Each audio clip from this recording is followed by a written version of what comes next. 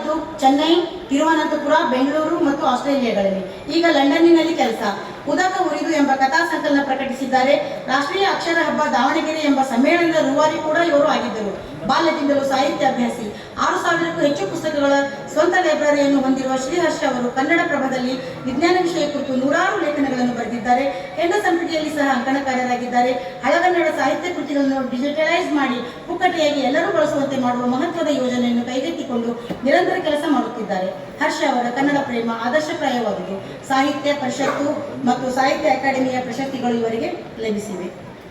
ಪುಟ ವಾರ್ತಕಕ್ಕೆ ಅನೇಕ ಪಠ್ಯಗಳನ್ನು ಅನುವಾದಿಸಿದ್ದಾರೆ. ಸ್ವಾಮಿ ಅವರ ಕರ್ನಾಟಕದ ಕೊರಚರಿ ಎಂಬ ಸಂಶೋಧನಾ ಕೃತಿಯನ್ನು ಕೊರಚರ್ ಆಫ್ ಕರ್ನಾಟಕ ಎಂಬ ಕೃತಿ ಅನುವಾದಿಸಿ ಪ್ರಕಟಿಸಿದ ಕಾರಣಕ್ಕಾಗಿ ಈ ಕೃತಿಯು ಈ ಹೊತ್ತು ಬಿಡುಗಡೆಯಾಗಲು ಸಹಕಾರಿಯಾಗಿದೆ. ಹರ್ಷ ಅವರಿಗೆ ಪ್ರೀತಿಯಿಂದ ಸ್ವಾಗತ. ಅದರಂತೆ ಈ ಕಾರ್ಯಕ್ರಮದಲ್ಲಿ ಪ್ರಾಸ್ತಾವಿಕ ಮಾತುಗಳನ್ನಾಡಲಿರುವ ಪ್ರೊಫೆಸರ್ ರಾಜಪ್ಪ ದಳವಾಯಿ ಅವರನ್ನ ನಾನು ತುಂಬಾ ಪ್ರೀತಿಯಿಂದ ಸ್ವಾಗತಿಸುತ್ತೇನೆ.